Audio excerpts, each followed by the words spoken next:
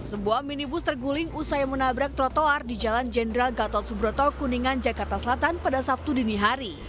Akibat kecelakaan, minibus ringsek.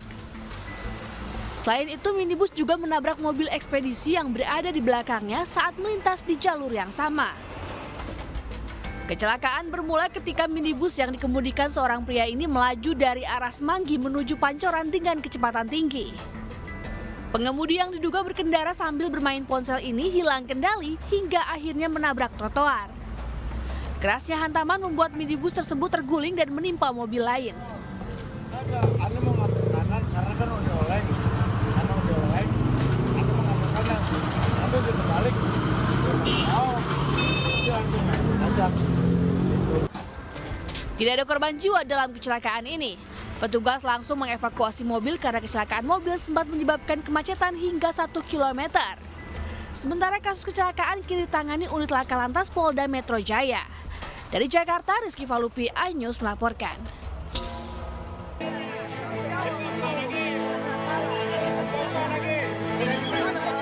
Keributan terjadi antara petugas Dinas Perhubungan Kota Medan dengan tim kemenangan daerah atau TKD Amin di depan rumah pemenangan Amin di persimpangan Jalan Sudirman, Medan, Sumatera Utara. Awalnya, petugas Dishub Kota Medan melakukan penindakan dengan cara menggemboskan ban mobil yang melanggar aturan parkir di pinggir jalan dan juga di atas trotoar. Tak terima mobilnya digembosi dan hendak diderek, adu mulut hingga nyaris baku hantam terjadi antar TKD Amin dengan pihak Dishub Sumatera Utara. Ini yang kita sesalkan adalah soal cara penindakannya. Harusnya begitu mereka merasa ini adalah salah menurut mereka kan bisa langsung ke dalam, meminta kepada kita, petugas kita untuk merapikan atau memindahkan semua mobil yang ada di luar, yang ada di bahu jalan. Jadi terkesan penindakan ini diskriminasi karena di seberang sana ada mobil 2. Saya masih ada fotonya, nanti saya lihat. Di seberang sana mobil 2 tidak mereka tindak. Sementara itu, Kadis Perhubungan Kota Medan, Iswar Lubis menyebutkan pihaknya bekerja sesuai dengan Undang-Undang Lalu Lintas. Dinas Perhubungan itu kerja murni berdasarkan aturan yang berlaku dalam bidang lalu lintas. Ya. Jadi kami mohon kepada masyarakat, jangan semua aspek kehidupan itu kita kaitkan dengan politik. Setelah terjadi keributan, petugas tidak jadi menderek mobil dan meninggalkan lokasi dengan kondisi mobil dalam keadaan gembos. Dari Medan, Sumatera Utara, Ahmad Ridwan Nasution, iNews melaporkan.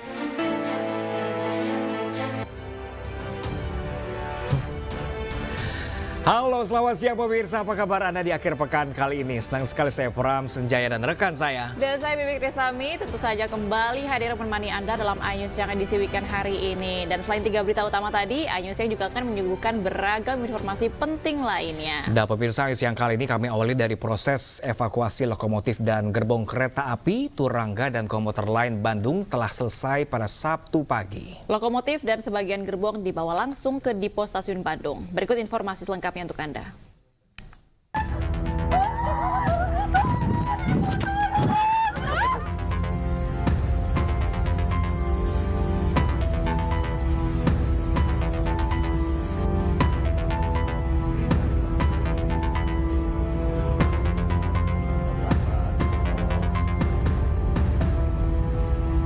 Kacamata Umi.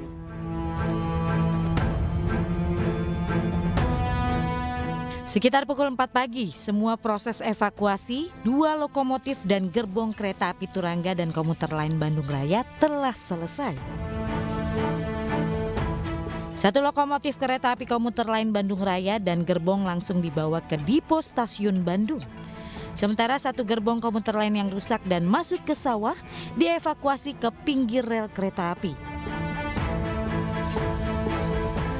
Petugas terus melakukan perbaikan bantalan rel kereta api di sepanjang jalur kecelakaan hingga stasiun Haur Pugur, Ranca Ekek, Kabupaten Bandung.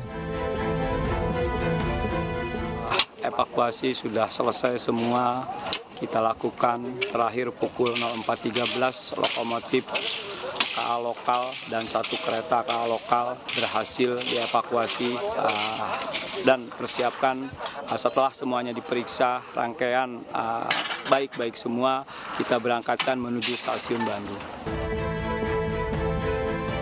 Untuk sementara kereta api lokal dari stasiun Bandung hanya sampai stasiun Ranca Ekek dan untuk kereta api jarak jauh masih melintas di jalur utara.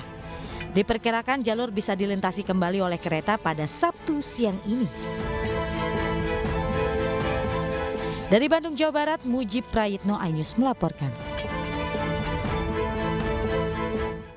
Pemirsa, Arsiansyah, pramugara KA Turangga korban kecelakaan kereta di Cicalengka dimakamkan pada Sabtu pagi. Ya, korban meninggalkan 2 orang putra usia 7 tahun dan 17 hari.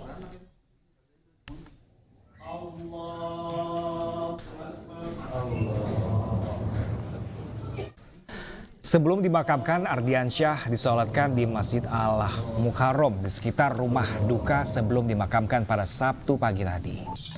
Ardiansyah dimakamkan di pemakaman umum Balai Kambang, Desa Sukamaju, Majalaya, Kabupaten Bandung. Almarhum bekerja di PT KAI sejak 2020, namun sempat keluar setelah bekerja 1,5 tahun dan almarhum kembali bekerja di PT KAI sekitar 1 bulan yang lalu setelah sebelumnya bekerja di salah satu bank. Korban meninggalkan seorang istri dan 2 orang putra berusia 7 tahun dan 17 hari.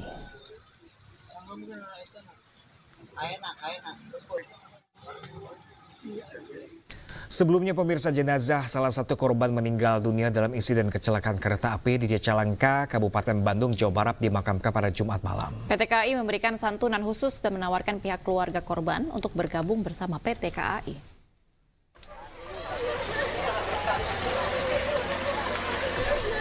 Isak tangis keluarga menyambut kedatangan jenazah Julian Duistiono, masinis korban kecelakaan kereta api lokal Bandung Raya dengan kereta api Turangga.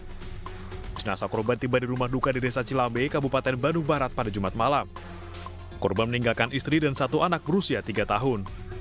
Di antara ratusan warga, keluarga dan rekan kerja, jenazah korban langsung dimakamkan di TPU Legok Astana tak jauh dari rumah duka. Selain Julian, ada 3 korban lain yang meninggal dunia akibat insiden pada Jumat pagi, yaitu Ponisam, asisten masinis, Ardiansyah, pramugara kereta api Turangga, dan Enjang Yudi, petugas PAM Stasiun Cimekar. PT KAI akan memberikan santunan khusus, beasiswa dan menawarkan anak dari pihak keluarga korban untuk bergabung bersama PT KAI. Untuk santunan tentu saja dari kami KAI, Jasa Raja, kemudian dari BPJS juga akan memberikan santunan yang sedianya akan kita berikan besok. Nah, ini dari KAI juga kami sudah memberikan santunan beasiswa juga sampai dengan S2 sebenarnya. Kemudian kami juga mempertimbangkan beberapa keluarga, misalkan ada yang memang nanti akan bergabung di pekerja kereta api, kami juga akan menyeleksi dan kami sudah menyampaikan kepada pihak keluarga. PT KAI juga akan menyelidiki ada tidaknya unsur kelalaian dalam insiden tabrakan 2 kereta ini. Dari Garut dan Cimahi, Jawa Barat, Solihin Yuwono, iNews melaporkan.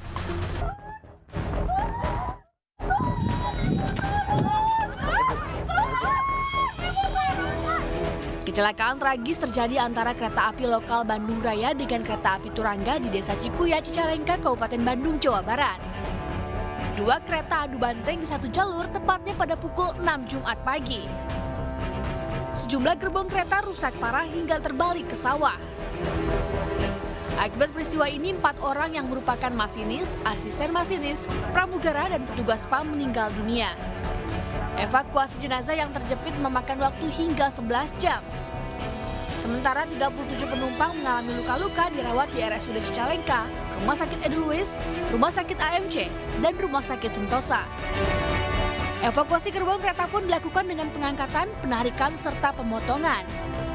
Juru bicara Kementerian Perhubungan menyampaikan belasungkawa kepada korban serta meminta maaf atas insiden ini. Kementerian Perhubungan menyampaikan rasa prihatin dan duka cita yang mendalam atas terjadinya kecelakaan kereta api di Kecamatan Cikuya, Cicalengka di Bandung pada lintas Cicalengka Haur Pugur kilometer 181+700 pada tanggal 5 Januari 2024 pukul 6:03. Kami juga menyampaikan permohonan maaf atas terjadinya hal ini dan tentunya juga mengganggu layanan perkereta apian khususnya di Jawa Barat. Satu itu melahirkan dan kita di Mempat di sini hari ini kita lakukan CT scan ya untuk melihat dampaknya dan kami akan menurunkan seluruh pengobatannya. Satu lagi yang ibu-ibu hamil 8 bulan ini juga dilakukan pemindahan ke rumah sakit yang lebih proper ya, agar penanganannya ini betul-betul tertangani dan seluruh biaya pengobatan ditanggung oleh PT Kereta Api Indonesia. Jadi sekitar 30. Pak, mungkin kronologi lebih lengkapnya sendiri bisa terjadi tabrakan seperti apa sih Pak?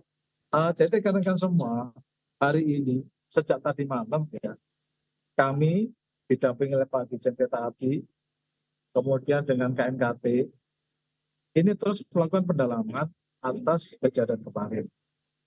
Dan ini adalah tupoksinya KNKT. Jadi kami memberikan data sepenuhnya apa yang terjadi kemarin kepada KNKT, didampingi regulator adalah DJKA, sehingga ambil waktu sebentar ya, mungkin 3-4 hari nanti KNKT akan menyampaikan pernyataan. Sekarang gimana Pak, bisa diminati?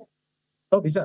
Jadi rekan-rekan semua sejak tadi malam jam 1 atau jam 2 itu sudah dapat dilintasi ya, setelah kita evakuasi seluruh gerbong kereta yang mengalami tabrakan.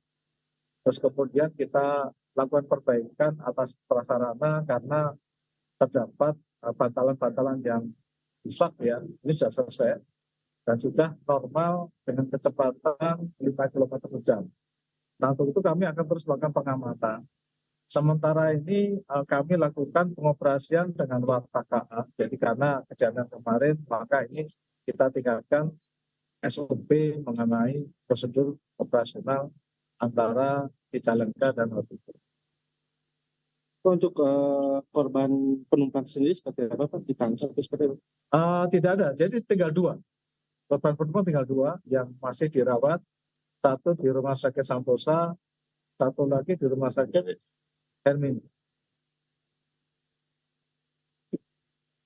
Oke, cukup ya. Pak Gub, izin Pak Gub.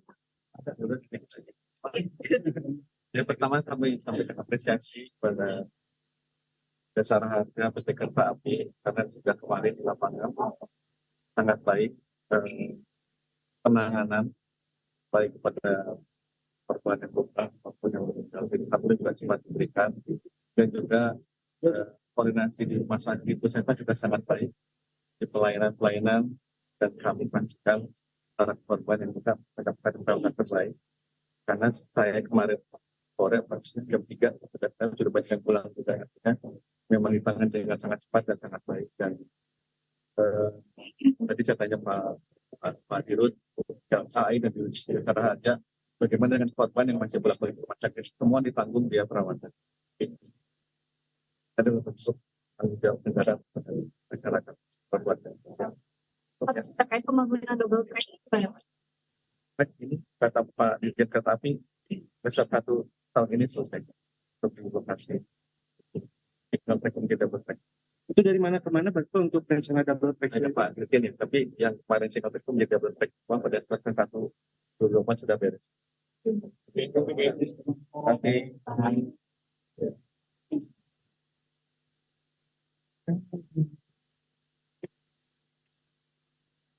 Pemirsa, baru saja kita saksikan bersama konferensi pers yang digelar oleh Direktur Utama PT KAI pemirsa terkait kecelakaan yang terjadi kemarin bahwa sejumlah penanganan dan juga bantuan telah dilakukan dari pihak PT KAI untuk para korban dan terakhir ada 2 korban selamat yang hingga kini masih dalam perawatan. Betul sekali ya, semoga tidak ada lagi korban jiwa tambahan begitu ya atas tragedi yang terjadi kemarin.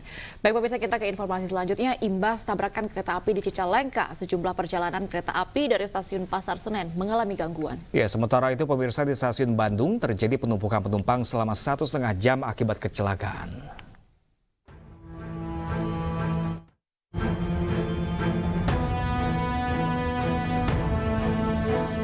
Terjadinya kecelakaan kereta antara kereta api Turangga dan kereta api lokal Bandung Raya di Cicalengka, Jawa Barat mengakibatkan sejumlah keberangkatan kereta api jarak jauh dari stasiun Pasar Senen mengalami gangguan.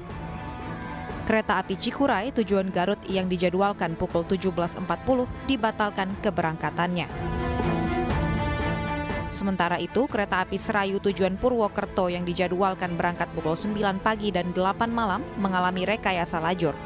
Rute semula yang melewati stasiun Kiara Condong dan Kroya dialihkan melewati Cirebon. Malam hari juga di sini akan dilakukan perubahan pola operasi khusus untuk Cikuray dibatalkan ke relasi dari Pasar Senen sampai dengan Garut sana dibatalkan. Kemudian kalau untuk kereta api kereta api Serayu 262 sama 266 itu pola operasinya dirubah. Yang tadinya dari Pasar Senen keberangkatan pagi sama keberangkatan malam lewat Bandung Kiara Condong kemudian Kroya Purwokerto hari ini dilakukan memutar karena untuk Haur Pugur dan Cicalengka sampai dengan saat ini dilakukan evakuasi. Sementara itu, akibat kecelakaan kereta ini, di stasiun Bandung penumpang harus menunggu selama 1,5 jam dari jadwal keberangkatan. Banyak penumpang memutuskan untuk tidak melanjutkan perjalanan menggunakan kereta api karena telah menunggu lama. 1 jam setengah. 1 jam setengah. Ya. Ini rencananya mau kemana nih, Kang? Stasiun Garut. Stasiun Garut. Ini gimana nih, Kang? Sebelumnya udah tahu belum ada kecelakaan ini? Belum tahu. Belum. Ini mau gimana, Kang? Masih nunggu atau Ya nunggu sebentar lagi. Kalau masih lama ya pulang lah. Pembatalan rute dan perubahan jadwal ini rencananya hanya akan berlangsung 1 hari saja selama evakuasi di Cicalengka masih berlangsung. Tim Liputan iNews melaporkan.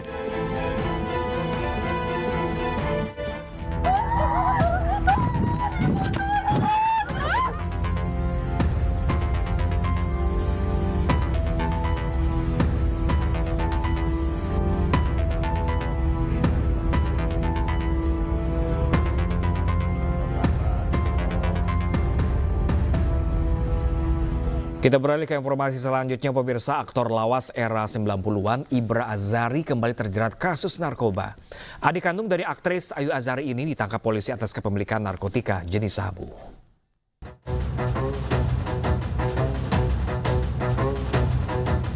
Satuan Narkoba Polres Jakarta Barat menangkap Ibra Azari di sebuah apartemen di kawasan Tangerang Selatan, Banten. Adik kandung Ayu Azari ini berada di dalam kamar bersama dengan aktris NN yang pernah berperan sebagai Ayu Sukoco dalam film Warkop DKI Godain Kita Dong. Saat ditangkap, polisi turut menemukan barang bukti 1 paket sabu beserta alat hisap. Penangkapan ini merupakan ke-6 kalinya Ibra Azari terjerat hukum dalam kasus yang sama. Kami telah mengamankan seorang public figure berinisial IA dan bersama dengan rekan wanita berinisial NN. Untuk lebih jelasnya nanti akan kami sampaikan pada saat pelaksanaan rilis. Kini Ibra Azari dan NN masih diperiksa secara intensif di Polres Jakarta Barat.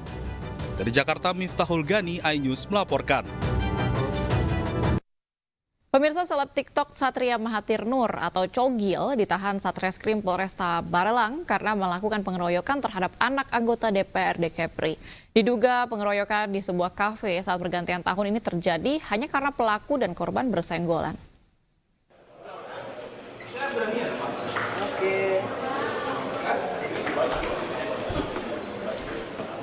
Empat pria muda diamankan polisi usai orang tua RA, pelajar kelas 1 SMA, membuat laporan penganiayaan ke Satreskrim Polresta Barelang. 1 dari 4 pelaku yakni Satria Mahathir, TikToker yang saat ini sedang viral dan kontroversi. Pengeroyokan dilakukan para pelaku yakni R, DI, dan DIM dipicu persoalan sepele karena bersenggolan saat perayaan malam pergantian tahun. Seperti saya sampaikan di awal, jadi Satria Mahathir sendiri hadir sebagai bintang tamu di acara pergantian tahun. Akibat pengeroyokan, korban luka memar.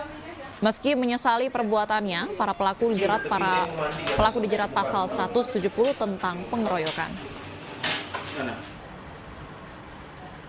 Pemirsa, pedangdut Saipul Jamil jalani serangkaian pemeriksaan kesehatan usai ditangkap atas dugaan narkoba. Sebelumnya dalam tes urin, Saipul negatif narkoba. Bang Ipul, gimana Bang Ipul? Habis jalani tes apa nih Bang? Laboratorium. Laboratorium apa? Saiful Jamil jalani pemeriksaan cek rambut dan pengambilan darah di Bidokes Polda Metro Jaya untuk deteksi lebih lanjut adakah dugaan mengonsumsi narkoba. Sebelumnya, hasil tes urin mantan suami Dewi Persik ini negatif. Sementara tes urin asistennya positif narkoba. Polisi masih menahan asisten Saiful Jamil yang berinisial S beserta mobil yang digunakan Saiful dan asistennya saat ditangkap. Hei, ini Saiful Jamil! Tolong! Saiful Jamil! Saiful Jamil! Gua mau dirampak! Sebelumnya Saiful Jamil ditangkap polisi di jalur bus Transjakarta Jalan Daan Mogot Jelambar, Jakarta Barat. Video penangkapan ini viral di media sosial. Polisi awalnya mencegat mobil untuk menangkap seseorang yang terlibat kasus narkoba, namun di dalamnya terdapat Saiful Jamil. Pria yang akrab disapa Bang Ipul ini meronta-ronta saat dilakukan penangkapan dengan tangan di borgol. Tenang, ini polisi, saya polisi. Tenang Pak ya. Kita anggotanya Pak, nomor anggota Pak. Pak tenang, rame, ini baik-baik. Pak TNI. Ayo baik-baik, pelan-pelan ya, pelan-pelan ya. Pelan-pelan. Ya, pemirsa, tidak butuh waktu lama. Januarius, sopir taksi brutal yang meminta ongkos taksi sebesar $50 kepada warga negara asing di Bali ditangkap. Pelaku dijerat dengan pasal pemerasan dan juga pengancaman. Okay, go to the police. Go to the police. Go to the police. 50,000. No. IDR. $50, no. Aksi pemerasan yang dilakukan seorang oknum sopir taksi Bandara Ngurah Rai berhasil direkam oleh 2 korban wisatawan asing. Rekaman video tersebut akhirnya viral di media sosial. Digambarkan pelaku oknum sopir taksi memaksa meminta sejumlah uang sebagai biaya taksi yang ditumpangi 2 warga negara asing tersebut. Namun jumlah yang diminta tidak sesuai dengan kesepakatan. Oknum sopir taksi tersebut tetap memaksa dan sempat menunjukkan senjata tajam. Kedua korban memaksa turun dan berteriak minta tolong. Dari identitas taksi serta wajah pelaku, petugas Polda Bali dan Polresta Denpasar dibantu petugas Polda Jatim menangkap YT, 20 tahun di Bandara Juanda, Surabaya, saat akan melarikan diri ke Nusa Tenggara Timur. Selain bekerja sama dengan imigrasi, jajaran Polda Bali juga menghimbau kepada korban untuk membuat laporan sehingga proses hukum bisa berjalan. Proses hukum ya? Tanpa laporan bisa diproses hukum berjalan? Ya karena kejadian begitu bisa saja, cuma kan ada kesulitan, itu saya bilang tadi kan. Kesulitan nanti karena ini kan kasus pidana, otomatis kan harus ada korban. Selain dijerat dengan pasal pidana tentang pemerasan dan pengancaman, petugas juga menjerat pelaku dengan Undang-Undang Darurat Republik Indonesia tahun 1951 tentang senjata tajam dengan ancaman pidana hingga 10 tahun penjara. Dari Badung, Bali, Bagus Alit, iNews melaporkan. Petugas Satreskrim Polres Bojonegoro, Jawa Timur meringkus 5 pria yang mengaku sebagai wartawan dan melakukan pemerasan terhadap pengusaha. Modus yang dilakukan adalah mengancam akan memberitakan hingga melaporkan ke polisi jika tak diberi imbalan uang bernilai 100 juta rupiah.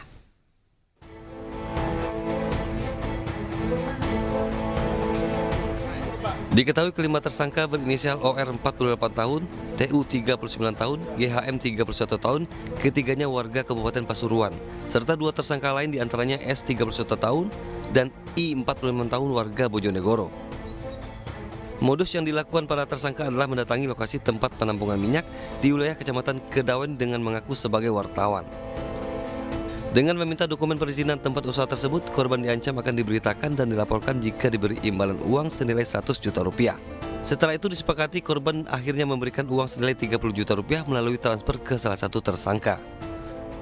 Setelah mendapatkan uang pemerasan tersebut, para tersangka menghabiskan untuk berlibur di Bali, sebelum akhirnya mereka diringkus polisi di Pulau Dewata. Pemerasan dan penipuan yang dilakukan oleh oknum yang mengaku wartawan. Saudara Nur Alim ini sore-sore didatangi oleh 3 mobil. Di situ ada kurang lebih 17 orang. Ya, saya ulangi, kurang lebih ada 17 orang. Mereka datang, mereka mengatasnamakan wartawan. Polisi mengamankan sejumlah barang bukti, diantaranya sejumlah ID card wartawan gadungan, sejumlah handphone serta barang bukti transaksi uang senilai 30 juta rupiah. Akibat perbuatannya, para tersangka dijerat ancaman hukuman paling lama 9 tahun penjara. Dari Bojonegoro, Jawa Timur, Dedi Mahdi, iNews melaporkan.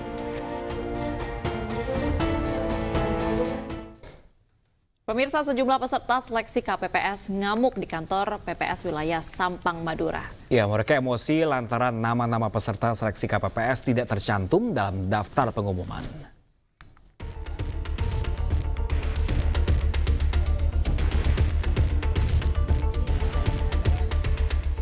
Sejumlah kelompok peserta penyelenggara pemungutan suara atau KPPS di Desa Karangpenang Oloh, Kecamatan Karangpenang, Kabupaten Sampang ngamuk di kantor sekretariat Panitia Pemungutan Suara atau PPS setempat. Para peserta seleksi KPPS marah lantaran sejumlah nama-nama mereka tiba-tiba hilang dan tidak terdaftar di pengumuman lolos seleksi KPPS. Namun sebaliknya, justru nama-nama yang lolos seleksi KPPS adalah warga yang diduga tidak pernah ikut proses seleksi dalam daftar tahapan perekrutan KPPS. Selain itu, nama-nama anggota KPPS terpilih berbeda antara hasil yang dirilis KPU Sampang dengan acara pleno penetapan calon anggota KPPS yang dikeluarkan oleh PPS Karangpenang Oloh. Saya kemarin daftar di sini, di KPPS ini sudah dipenuhi persyaratannya. Cuman yang masuk malah yang nggak pernah daftar di sini. Itu saya sangat kecewa, Mas. Kemarin saya bersama PPS kemudian PPK menghadap ke KPU menandakan berita ini. KPU siap mengembalikan data-data yang 44 tersebut untuk dikembalikan sesuai dengan data BAPNO yang ditetapkan oleh PPS. Diketahui di antara 266 KPPS yang dibutuhkan terdapat 44 nama anggota KPPS terpilih yang tidak sesuai hasil berita acara pleno yang ditetapkan PPS.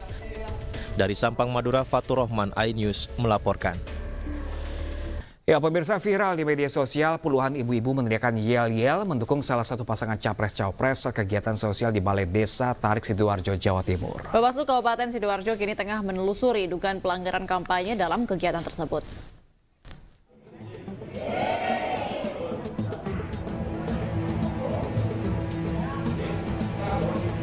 Video amatir merekam puluhan ibu-ibu yang sedang meneriakan yel-yel mendukung salah satu pasangan capres-cawapres di Balai Desa Tarik, Sidoarjo, Jawa Timur. Setelah mendapat nasi kotak, mereka menerima instruksi meneriakan yel-yel dari seseorang yang diduga merupakan ketua tim kampanye daerah paslon nomor urut 2 Prabowo Gibran, yang juga salah satu pimpinan DPRD Sidoarjo. Bawaslu Kabupaten Sidoarjo kini tengah menelusuri dugaan pelanggaran kampanye dalam kegiatan tersebut. Pasalnya, yel-yel dilakukan di balai desa yang dilarang digunakan sebagai lokasi kampanye. Bawaslu Kabupaten Sidoarjo akan memanggil kepala desa, pemimpin yel-yel, serta sejumlah saksi di lokasi untuk dimintai keterangan.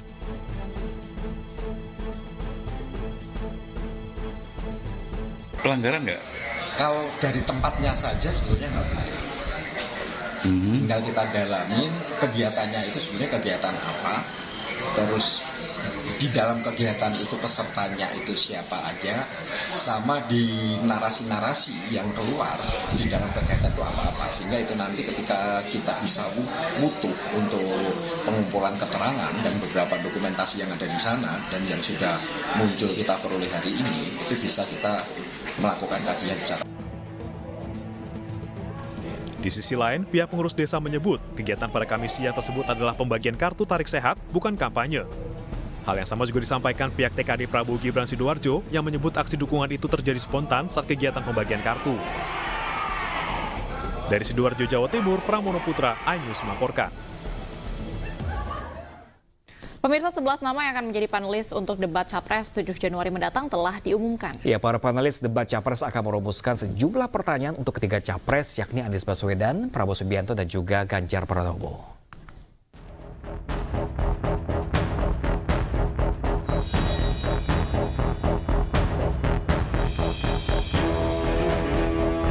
Debat ketiga akan dimulai pada minggu ini.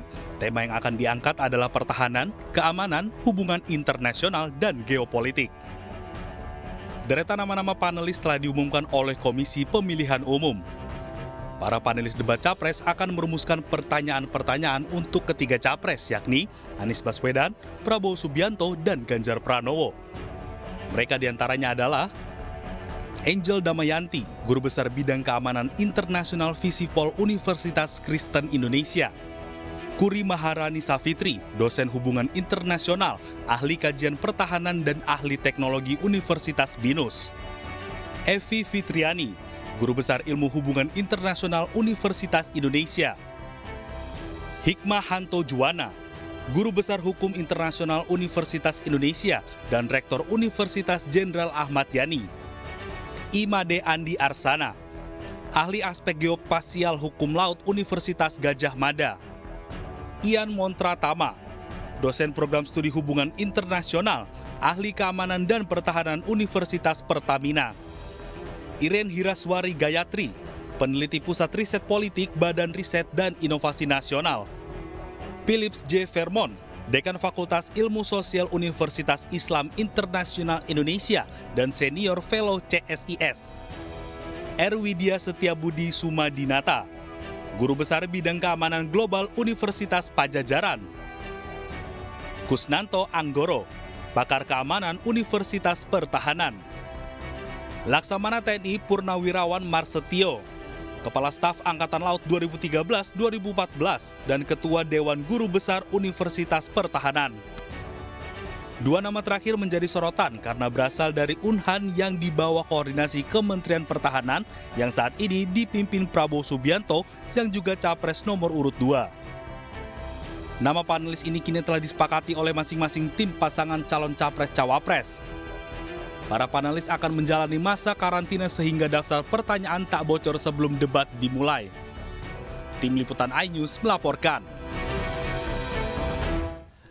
Sementara itu, pemirsa, di Anchor Ais TV, Anissa Dasuki kembali menjadi moderator debat Pilpres pada Pilpres 2024. Anissa kali ini berpasangan dengan jurnalis senior yang juga pemimpin redaksi GTV, Aryo Ardi. Komisi Pemilihan Umum menetapkan 2 moderator yang akan memandu debat Capres ketiga yang akan digelar di Istora Gelora Bung Karno 7 Januari mendatang. Keduanya adalah jurnalis sekaligus news anchor iNews TV Anissa Dasuki dan jurnalis senior sekaligus pemimpin redaksi GTV Aryo Ardi. Nama Anissa Dasuki sebenarnya tidak asing lagi dalam dunia pemilu karena pernah menjadi moderator dalam debat Pilpres 2019 lalu berpasangan dengan Tommy Cokro. Anissa juga menjadi moderator pada sejumlah pemilihan gubernur di tanah air. Sama dengan Anissa, nama Aryo Ardi juga sudah dikenal di dunia jurnalis televisi. Sebelum menjabat sebagai pemimpin redaksi GTV, Aryo Ardi sempat menjadi news anchor di sejumlah televisi swasta nasional. Sementara itu, pemirsa, debat ketiga Pilpres akan digelar pada 7 Januari 2024 mendatang. Dan untuk mengetahui informasi lebih lanjut terkait persiapan jelang debat ketiga Capres-Cawapres yang akan diadakan pada hari Minggu besok, kita telah terhubung dengan rekan Indra Setiabudi di Istora Senayan, Jakarta Selatan. Halo, selamat siang Indra. Bagaimana persiapan jelang debat Capres-Cawapres yang akan diselenggarakan MNC Group? Ya, Pram dan juga Baby, dapat kami informasikan KPU kembali menggelar debat calon presiden yang akan berlangsung di Gedung Istora Senayan pada Minggu 7 Januari 2024. Yang mana para calon presiden ini akan nantinya akan beradu gagasan terkait tema yang telah ditetapkan seperti pertahanan dan hubungan internasional serta keamanan dan juga geopolitik. Selain itu juga sejumlah panelis pun telah disediakan, salah satunya ada Evi Fitriani, Guru Besar UI, Kusnanto, anggota pakar keamanan Universitas Pertahanan, serta Laksamana Purnawirawan TNI Marsetio dan yang juga pernah menjabat sebagai Kepala Staf Angkatan Laut periode 2012 periode 2014 dan juga menjabat sebagai Ketua Dewan Guru Besar Universitas Pertahanan. Dan para panelis pun juga sudah dilakukan menjalani karantina untuk menghindari kebocoran soal pertanyaan sebelum debat Capres berlangsung. Debat sendiri juga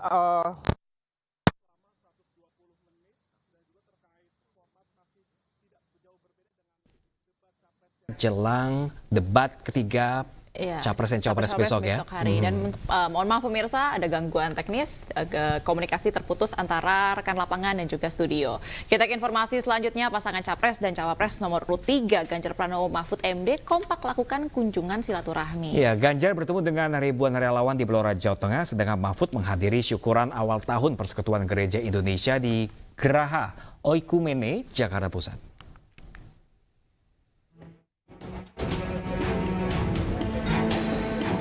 Calon Presiden nomor urut 3 Ganjar Pranowo menggelar pertemuan dengan ribuan relawan di posko pemenangan relawan Ganjar Bersatu di Blora, Jawa Tengah. Kedatangan Ganjar disambut antusias relawan dengan teriakan Ganjar Presiden 2024. Di hadapan ribuan relawan, Ganjar mengingatkan agar relawan tetap kompak dan terus menyampaikan program-program Ganjar Mahfud kepada masyarakat. Ganjar juga mengingatkan agar para relawan taat aturan agar kejadian penganiayaan relawan di Kabupaten Boyolali tidak terulang. Mari kita semuanya jaga ketentuan di aturan agar tidak ada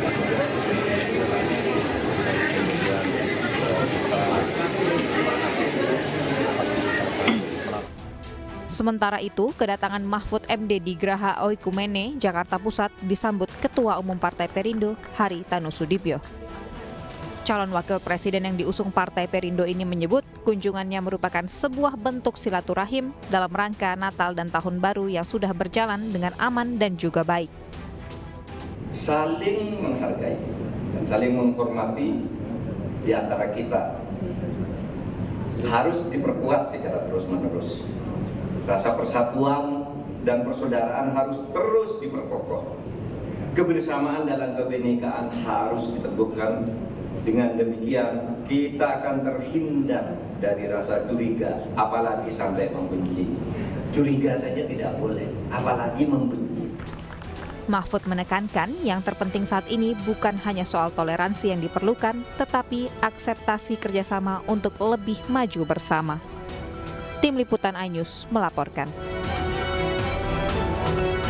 Ya, pemirsa, calon Wakil Presiden Partai Perindo Mahfud MD menghadiri acara sholawat Persatuan Indonesia bersama masyarakat Demak, Jawa Tengah. Acara juga dihadiri oleh Ketua Umum Partai Perindo Haritanu Sudibyo dan mantan Ketua Umum PBNU Said Akil Siroj.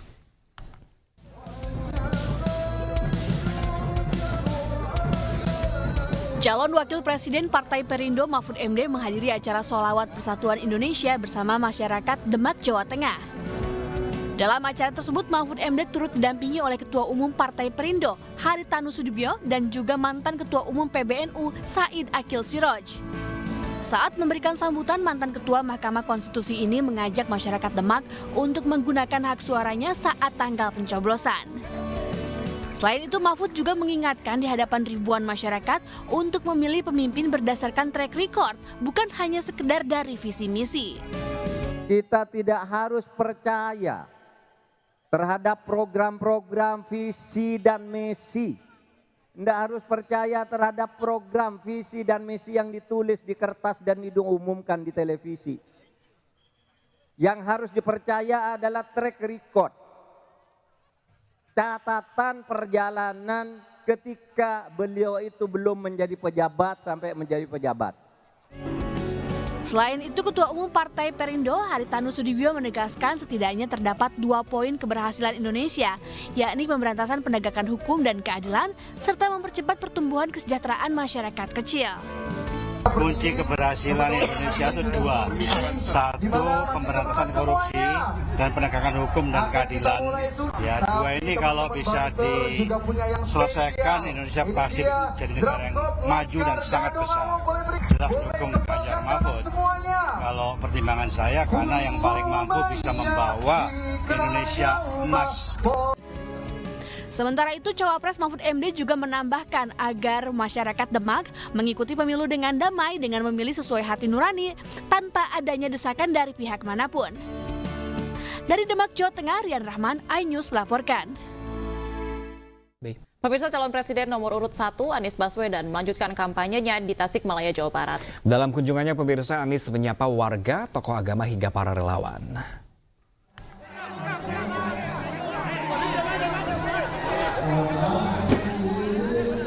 Kehadiran Anies Baswedan dan sang istri di Tasikmalaya langsung disambut ribuan warga meski diguyur hujan deras. Dalam kesempatan ini, Anies mengajak para pendukungnya untuk berjuang menjadi penggerak perubahan.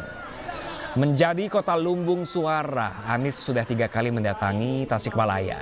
Anies menargetkan raihan suara 80% dari warga Tasikmalaya di pemilu 2024 nanti.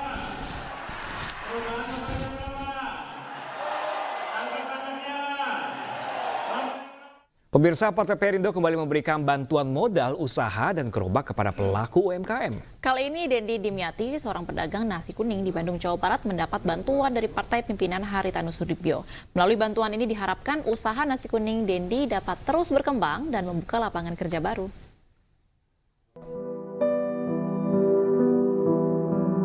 Tak pernah mengeluh dalam menjalani hidup. Prinsip itulah yang dipegang oleh Dendi Dimyati dan sang istri Iim Sumiati, pedagang nasi kuning di Bandung, Jawa Barat. Sudah puluhan tahun ia berjualan di tempat sederhana ini. Setiap hari ia menanti pelanggan yang datang untuk membeli nasi kuning buatannya. Rata-rata ia hanya dapat menjual 25 porsi nasi kuning setiap harinya. Pendapatan yang diperoleh pun hanya dapat mencukupi kebutuhan sehari-hari. Ya kira-kira 250-an. Cukup nggak Pak untuk kebutuhan sehari-hari Pak? Ya dicukup-cukupin ya, kalau kurang sih sebetulnya. Tidak cukup-cukupin aja. Untuk penjualannya saat ini ada penurunan atau peningkatan Pak? Kalau penurunan iya, apalagi sudah Covid. Tak hanya pasrah pada keadaan, usai berjualan nasi kuning pun, Pak Dendi masih berjualan sayur mayur hingga malam untuk menambah pemasukan bagi keluarganya. Ia selalu berharap suatu hari kelak ia dapat memiliki kehidupan yang lebih baik dan dapat membahagiakan istri dan kedua anaknya. Kegigihan Bapak berusia 58 tahun ini pun mendapat perhatian dari Partai Perindo yang dikenal peduli dengan pelaku UMKM. Seandainya kami dari Partai Perindo, karena kita memperhatikan masyarakat yang UMKM, apakah bersedia kalau kami berikan roda untuk berjualan? Boleh Pak. Ya, Alhamdulillah. Mudah-mudahan ini Pak, roda bisa bermanfaat. Bapak sama Ibu jualannya makin maju. Nah ini mudah-mudahan bermanfaat Pak ya. Hanya sekedarnya, jadi Partai Perindo memang memperhatikan UMKM. Ya, semoga sukses selalu, Bapak Ibu sehat juga. Ya, lebih baik. Sama-sama. Terima kasih saya ucapkan kepada Ketua Umum Partai Perindo, Bapak Haritanu Sudibyo, dan Ketua Umum Kartini Perindo, Ibu Liliana Tanu Sudibyo, atas bantuan modal usaha dan gerobak yang diberikan kepada saya. Semoga Partai Perindo maju terus dan sukses selalu. Kini, tempat usaha Pak Dendi tampak lebih menarik dan bersih. Ia berharap dengan gerobak baru ini dapat meningkatkan pendapatan usahanya. Teruslah bersemangat Pak Dendi, gapailah impian bersama gerobak Partai Perindo. Pemirsa, Tebet Eco Park menjadi pilihan tempat beraktivitas akhir pekan bagi sejumlah warga ibu kota. Ya, sejak pagi tadi pemirsa, Tebet Eco Park di Jakarta Selatan sudah ramai dikunjungi oleh sejumlah masyarakat ibu kota yang menghabiskan waktu akhir pekan. Mulai dari jogging, senam hingga bersuah foto. Taman Hutan Kota dengan 8 zona utama tak hanya untuk kegiatan olahraga, namun untuk kegiatan edukasi dan berkegiatan sosial. Sejumlah pengunjung rutin datang ke tempat ini karena nyaman dan tak dipungut biaya.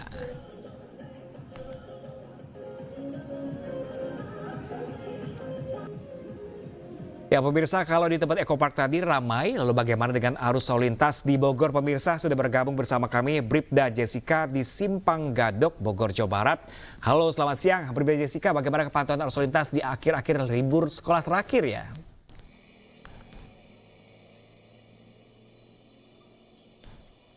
Baik, terima kasih. kasih Pram dan Debbie serta selamat siang pemirsa. Saya Bribda Jessica Renden akan mengajak Anda untuk memantau situasi arus lalu lintas siang hari ini dari kawasan Simpang Gadok, Bogor, Jawa Barat. Untuk kondisi arus lalu lintas dari arah Ciawi akan melaju menuju ke arah Puncak dalam kondisi ramai dan perlambatan percepatan hanya terjadi menjelang antrian traffic light, selepasnya dapat berlangsung dengan normal. Sedangkan dari arah Jakarta yang akan menuju ke Puncak juga demikian. Perlambatan percepatan sekali terjadi, di mana pengendara dapat menempuh kecepatan berkisar 30 hingga 40 km per jam, namun masih berlangsung dengan normal. Di mana kendaraan pada siang hari ini juga didominasi oleh kendaraan roda 4 berplat nomor B. Dan untuk arus lalu lintas dari arah sebaliknya, yaitu dari arah Puncak yang akan melaju menuju ke Ciawi ataupun ke Jakarta.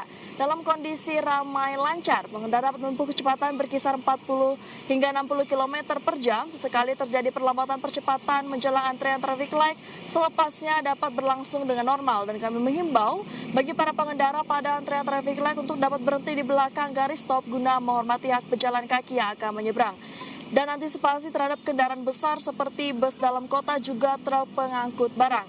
Nah pemirsa, bagi Anda yang ingin mengetahui seputar informasi selengkapnya mengenai arus lalu lintas, Anda dapat menghubungi call center kami di 1500669 dan SMS center kami di 9119. Stop pelanggaran, stop kecelakaan, keselamatan untuk kemanusiaan. Indonesia tertib, salam presisi dan kembali ke studio. Salam presisi, terima kasih Bribda Jessica melaporkan langsung dari Simpang Gadok, Jawa Barat. Selamat bertugas kembali.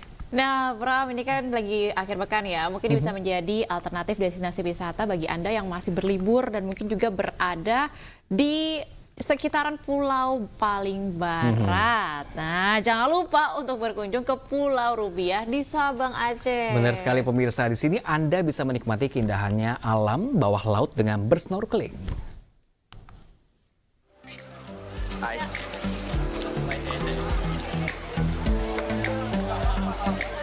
Kota Sabang di Provinsi Aceh populer dengan keindahan alamnya yang memukau, terutama destinasi wisata baharinya.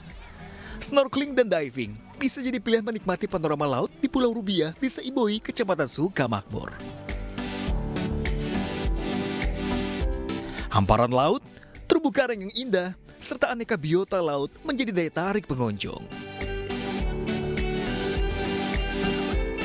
Selama perjalanan kita berhenti di beberapa spot. Di situ kita bisa melihat terumbu karang, ikan dan fauna lainnya, Bang. Alhamdulillah kondisinya masih bersih, bisa terlihat jelas ada ikan, ada terumbu karang, masih bebas sampah. Semoga tetap terjaga. Nah, untuk sampai ke lokasi snorkeling, pengunjung harus menempuh perjalanan 40 menit dari pusat kota Sabang. Sementara, untuk menyeberang, Anda cukup merogoh kocek sebanyak Rp250.000 untuk 12 orang penumpang. Dari Sabang, Aceh, Syukri Syarifuddin, iNews melaporkan. Ya pemirsa, ingin menghabiskan masa liburan sekolah yang sebentar lagi usai, ini ada referensi tujuan wisata anak baru di Tangerang Selatan, Banten. Nah, Pram dan pemirsa, tidak hanya lengkap dengan fasilitas bermain, saking murahnya wisata anak yang satu ini ramai pengunjung.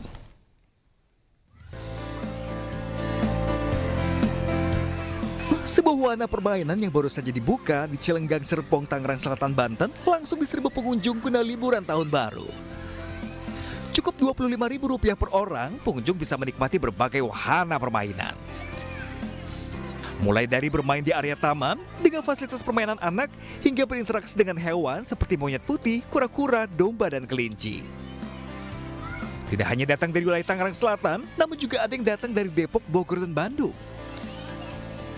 Bahkan saking murahnya harga tiket, destinasi wisata anak yang baru dibuka ini pun langsung diserbu pengunjung. Terus sama siapa lagi? Sama anak. Banyak anaknya. Dari mana? Dari Bogor. Terus anak-anak seneng nggak liburan di sini? Happy katanya. Mau rencana kesini lagi atau gimana? Kalau sepi mau. Karena ini mah benar-benar banget. Jadi ini kali ya kapasitas gitu, jadi jangan semuanya dimasukin. Yang pertama senang sih karena tempatnya terjangkau, terus juga dekat dari rumah, dan kalau liburan ke tempat lain mungkin udah terlalu rame dan kena macet-macetan kali ya karena. Bagi Anda yang hendak mengunjungi destinasi wisata ini dapat langsung datang mulai dari pukul 9 pagi hingga pukul 9 malam. Dari Tangerang Selatan, Banten, Nunung Purnomo, iNews melaporkan.